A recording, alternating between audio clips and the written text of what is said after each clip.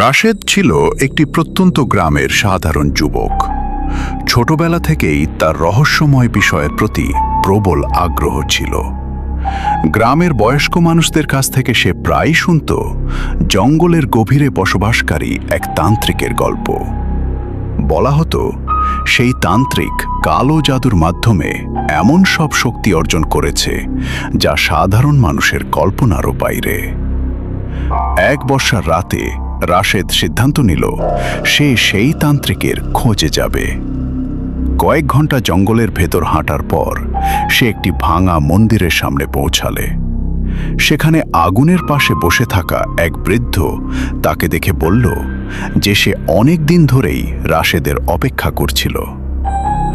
বৃদ্ধ নিজেকে একজন তান্ত্রিক হিসেবে পরিচয় দিল এবং রাশেদকে কালো বিদ্যা শেখানোর প্রস্তাব দিল। ক্ষমতার লোভে রাশেদ সেই প্রস্তাব গ্রহণ করল। এরপর শুরু হলো তার কঠিন শিক্ষা।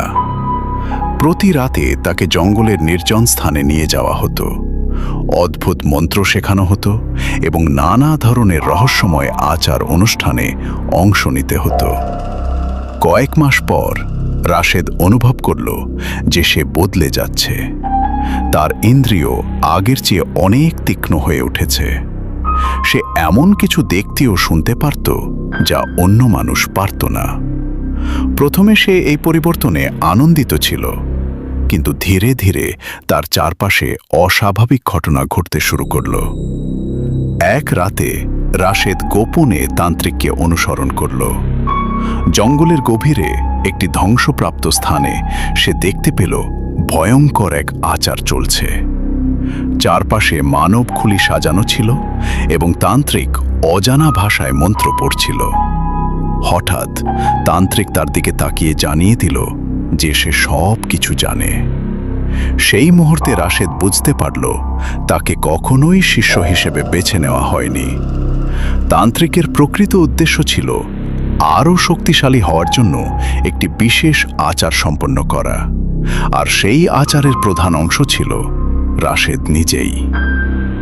ভয়ে রাশেদ সেখান থেকে পালিয়ে আসে, কিন্তু পালিয়ে এসেও সে মুক্তি পায় না। প্রতি রাতে সে একই দুঃস্বপ্ন দেখতে থাকে। ধীরে ধীরে সে বুঝতে পারে যে অন্ধকার শক্তির সঙ্গে একবার সম্পর্ক তৈরি হলে সেখান থেকে বেরিয়ে আসা খুব সহজ নয়। শেষ পর্যন্ত রাশেদ সিদ্ধান্ত নেয় যে তাকে এই অশুভ শক্তির মুখোমুখি হতেই হবে। এক অমাবস্যার রাতে সে আবার জঙ্গলে ফিরে যায়। সেখানে তান্ত্রিকের সঙ্গে তার শেষবারের মতো মুখোমুখি সংঘর্ষ হয়। দীর্ঘ সংগ্রামের পর ভয়ঙ্কর সেই আচার ভেঙে যায় এবং জঙ্গলের গভীরে লুকিয়ে থাকা অন্ধকার শক্তি ধ্বংস হয়ে যায়। তবে গ্রামে ফিরে আসার পরও রাশেদ কখনো পুরোপুরি স্বাভাবিক হতে পারেনি, কারণ সে জানত পৃথিবীতে এমন কিছু রহস্য রয়েছে যা মানুষের জানা উচিত নয়। আর কিছু শক্তি আছে যেগুলোর কাছাকাছি যাওয়ার মূল্য সব সময় ভয়ঙ্কর।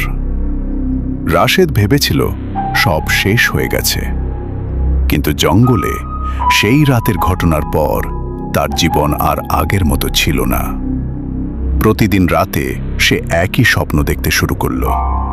স্বপ্নে সে সেই ভাঙা মন্দিরের সামনে দাঁড়িয়ে থাকে।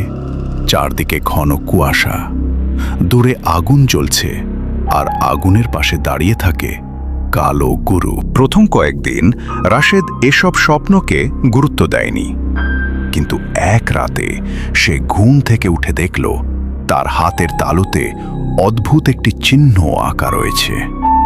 চিহ্নটি দেখতে ঠিক সেই তাবিজের মতো যা সে শেষ যুদ্ধে ব্যবহার করেছিল। পরদিন থেকে গ্রামের মধ্যে অদ্ভুত ঘটনা ঘটতে শুরু করল। গরু ছাগল হঠাৎ নিখোঁজ হয়ে যাচ্ছে। রাতের বেলা লোকজন বাড়ির বাইরে অচেনা ছায়া দেখতে পাচ্ছে। কেউ কেউ দাবি করল তারা জঙ্গলের দিক থেকে মন্ত্র পড়ার শব্দ শুনেছে। একদিন গ্রামের এক কিশোর নিখোঁজ হয়ে গেল। তাকে খুঁজতে গিয়ে লোকজন জঙ্গলের ধ্বংসস্তূপের কাছে কিছু পদচিহ্ন দেখতে পেল। পদচিহ্নগুলো মানুষের মতো হলেও স্বাভাবিক ছিল না। যেন কেউ খালি পায়ে নয়, বরং পুড়ে যাওয়া কোনো কিছুর ওপর হেঁটে গেছে। রাশেদের মনে সন্দেহ জাগল। সে আবার জঙ্গলে যাওয়ার সিদ্ধান্ত নিল। রাত গভীর হলে সে একাই রওনা দিল। ধ্বংসস্তূপের কাছে পৌঁছেই সে শুনতে পেল পরিচিত এক কণ্ঠ। তুই ফিরে এসেছিস। রাশেদের শরীর ঠান্ডা হয়ে গেল, কারণ কণ্ঠটা ছিল কালা গুরুর। কিন্তু চারপাশে কাউকে দেখা যাচ্ছিল না। হঠাৎ মাটির নিচ থেকে কালো ধোঁয়া উঠতে শুরু করল। ধোঁয়ার ভেতরে ধীরে ধীরে একটি মুখ তৈরি হলো। মুখটি মানুষের নয়। আর সেই মুহূর্তে রাশেদ বুঝতে পারল, কালা গুরু শুধু একজন তান্ত্রিক ছিল না, সে ছিল আরও ভয়ঙ্কর কোনো শক্তির বাহক। আর সেই শক্তি এখনো পুরোপুরি ধ্বংস হয়নি। রাশেদ ধোঁয়ার ভেতরে ভেসে ওঠা মুখটির দিকে তাকিয়ে রইল। তার মনে হচ্ছিল মুখটি তাকে দেখছে। শুধু দেখছেই না, তার মনের ভেতরের সব চিন্তাও পড়ে ফেলছে। হঠাৎ চারপাশের বাতাস ভারী হয়ে উঠল। জঙ্গলের সব শব্দ এক মুহূর্তে থেমে গেল।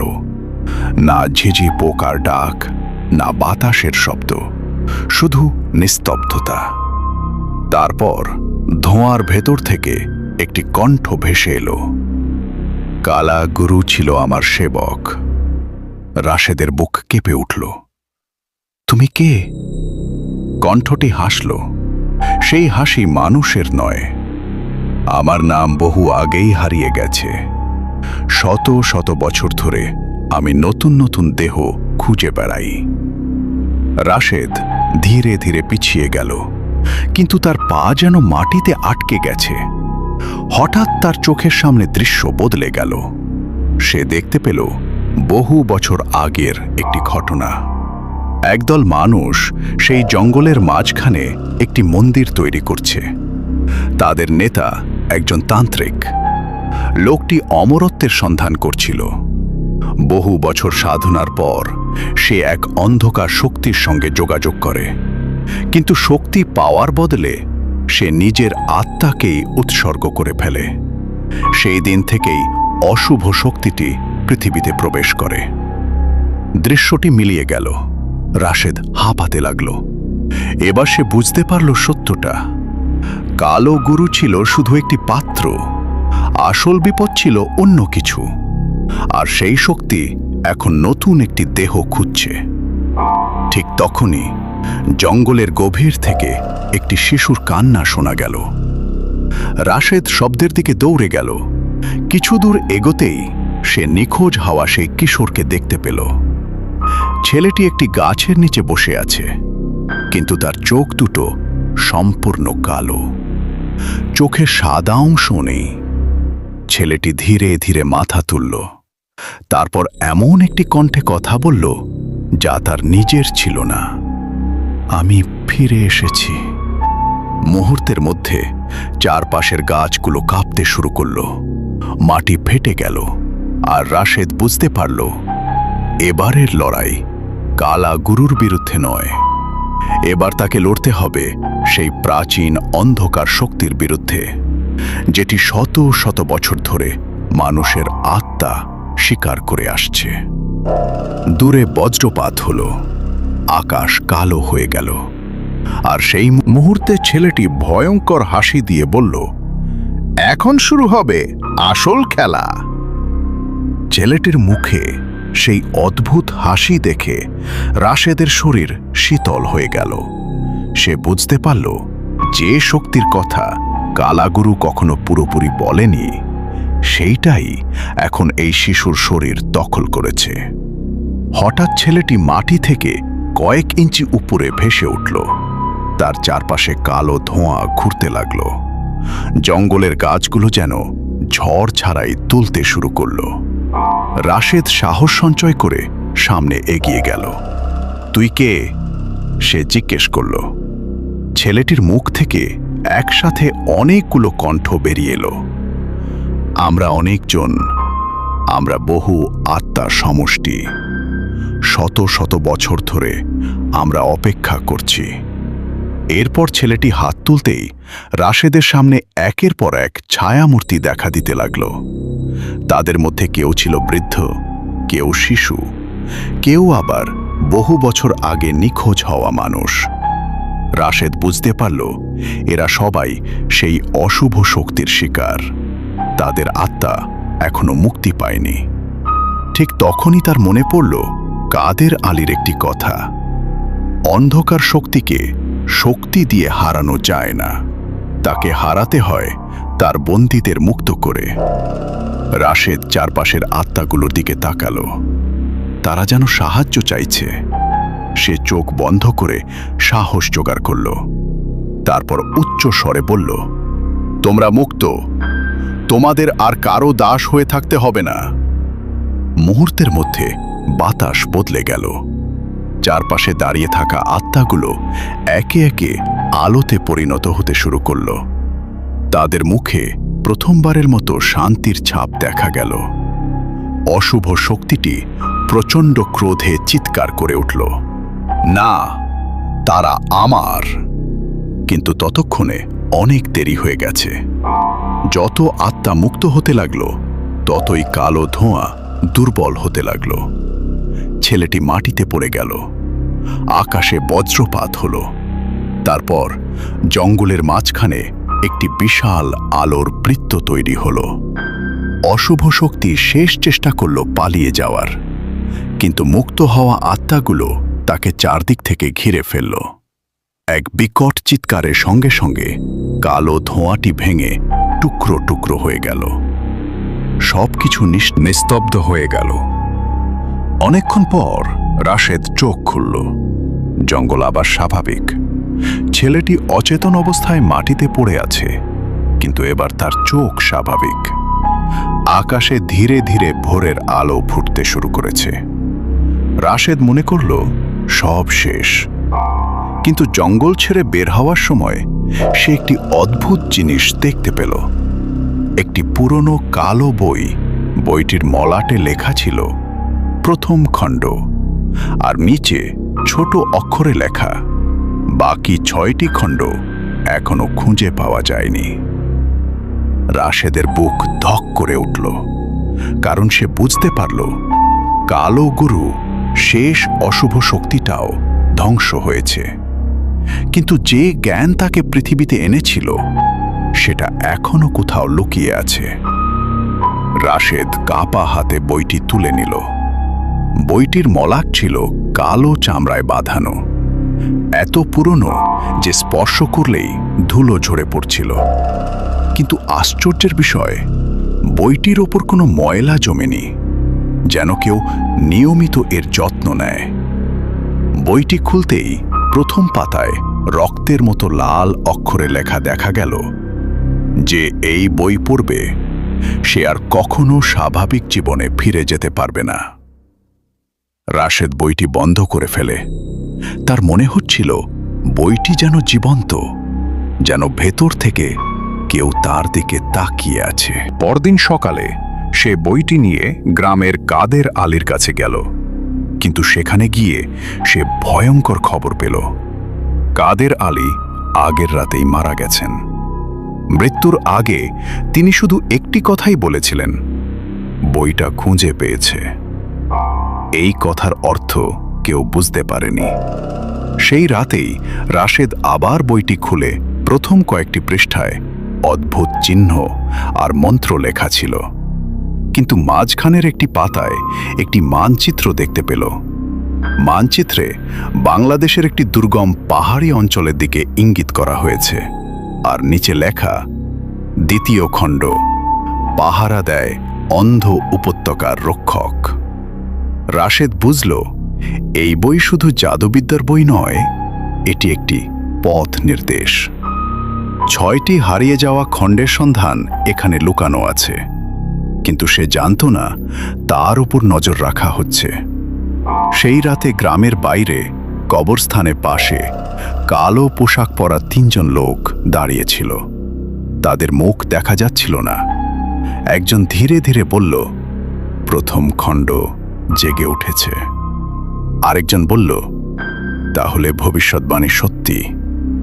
তৃতীয় ব্যক্তি অন্ধকারের দিকে তাকিয়ে ফিস ফিস করে বলল, ছেলেটাকে বাঁচতে দেওয়া যাবে না। পরদিন সকালে রাশেদ পাহাড়ের উদ্দেশ্যে রওনা দেয়। জানত না সামনে কি অপেক্ষা করছে, কিন্তু তার অজান্তেই কালো পোশাকের লোকগুলো তার পিছু নিয়েছে। আর বহু দূরে পাহাড়ের গভীরে একটি গুহার অন্ধকারে দুটো লাল চোখ ধীরে ধীরে খুলে গেল। একটি ভারী কণ্ঠ প্রতিধ্বনিত হল, দ্বিতীয় খণ্ডের সন্ধানকারী এসে গেছে। পাহাড়ের সেই গুহায় প্রবেশ করার পর রাশেদ বুঝতে পারল তার জীবনের সবচেয়ে বড় পরীক্ষার মুখোমুখি। সে এখন গুহার ভেতরে ছিল। 7টি পাথরের স্তম্ভ, প্রতিটি স্তম্ভের ওপর একটি করে চিহ্ন খোদাই করা, আর মাঝখানে রাখা ছিল বাকি 6টি খণ্ড, শত শত বছর ধরে, যেগুলোর খোঁজ কেউ পায়নি। রাশেদ ধীরে ধীরে এগিয়ে গেল। ঠিক তখনই গুহা কেঁপে উঠল। চারপাশের অন্ধকার থেকে অসংখ্য ছায়া বেরিয়ে আসতে লাগল। তাদের মাঝে দাঁড়িয়েছিল কালো পোশাকের সেই 3 ব্যক্তি। এবার তারা মুখোশ খুলল। রাশেদ অবাক হয়ে দেখল তারা মানুষ নয়, তারা বহু শতাব্দী ধরে বেঁচে থাকা এক গোপন সম্প্রদায়ের সদস্য। তাদের কাজ ছিল 7টি খণ্ডকে রক্ষা করা। কিন্তু সময়ের সঙ্গে সঙ্গে তারা নিজেরাই সেই শক্তির লোভে পড়ে যায়। তাদের নেতা সামনে এগিয়ে এসে বলল, এই 7টি খণ্ড একত্র হলে এমন শক্তি জাগ্রত হবে যা পৃথিবীকে বদলে দিতে পারে। রাশেদ শান্ত কণ্ঠে বলল, আমি শক্তি চাই না, আমি চাই এই অভিশাপে শেষ হোক। লোকটি হেসে উঠল। প্রত্যেকেই প্রথমে এই কথাই বলে। হঠাৎ গুহার মাঝখানে থাকা বইগুলো থেকে কালো ধোঁয়া বের হতে শুরু করল। ধোঁয়া একত্র হয়ে বিশাল এক ছায়ামূর্তি তৈরি করল, সেই একই অশুভ শক্তি যে শত শত বছর ধরে মানুষকে ব্যবহার করেছে, যার কারণে কালা গুরুর জন্ম হয়েছিল, যার জন্য অসংখ্য প্রাণ হারিয়েছে। গুহার ভেতর প্রচণ্ড ঝড় শুরু হলো। পাথর ভেঙে পড়তে লাগল। ছায়ামূর্তিটি গর্জন করে বলল, আমাকে কেউ ধ্বংস করতে পারবে না। ঠিক তখনই রাশেদের মনে পড়ল সেই সব আত্মার কথা যাদের সে মুক্ত করেছিল। হঠাৎ গুহার চারপাশে অসংখ্য আলোর বিন্দু জ্বলে উঠল। মুক্ত আত্মাগুলো আবার ফিরে এসেছে।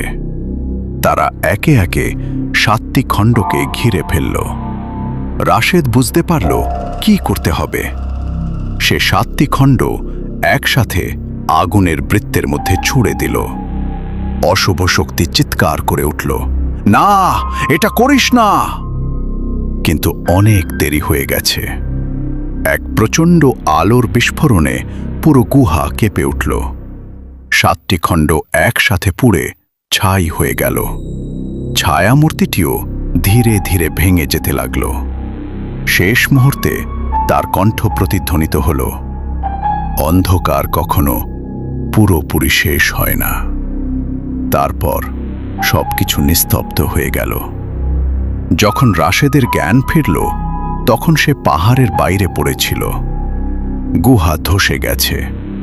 7টি খণ্ড চিরতরে হারিয়ে গেছে। কালো পোশাকের লোকগুলোকেও আর কোথাও খুঁজে পাওয়া গেল না। বহু বছর পর রাশেদ বৃদ্ধ হল। সে আর কখনো কালো জাদু বা নিষিদ্ধ শক্তির কথা বলেনি। কিন্তু মৃত্যুর আগে সে গ্রামের মানুষকে একটি কথাই বলে গিয়েছিল, জ্ঞান মানুষকে শক্তিশালী করে, কিন্তু লোভ সেই জ্ঞানকে অভিশাপে পরিণত করে। এরপর এক বর্ষার রাতে রাশেদ শান্তভাবে শেষ নিঃশ্বাস ত্যাগ করল। সেই রাতের পর আর কখনো জঙ্গলে অদ্ভুত কোনো ঘটনা ঘটেনি। লোকেরা বলে, রাশেদ শুধু একটি অশুভ শক্তিকে পরাজিত করেনি, সে এমন একটি অন্ধকারের দরজা বন্ধ করেছিল যা খুলে গেলে পুরো পৃথিবী বিপদের মুখে পড়ত। কিন্তু প্রশ্নটা এখনো রয়ে গেল, সত্যি কি সবকিছু শেষ হয়ে গেছে, নাকি অন্ধকার এখনো কোথাও অপেক্ষা করছে? আজকের গল্প এখানেই শেষ। তবে রাত গভীর হলে আর চারপাশ নীরব হয়ে এলে হয়তো আপনিও শুনতে পাবেন সেই ফিসফিসানি। গল্পটি যদি আপনাকে শিহরিত করে থাকে তাহলে প্রেত অধ্যায় চ্যানেলটি সাবস্ক্রাইব করতে ভুলবেন না। নতুন ভৌতিক গল্প ও রহস্যময় ঘটনার নোটিফিকেশন পেতে বেল আইকনটিও অন করে রাখুন।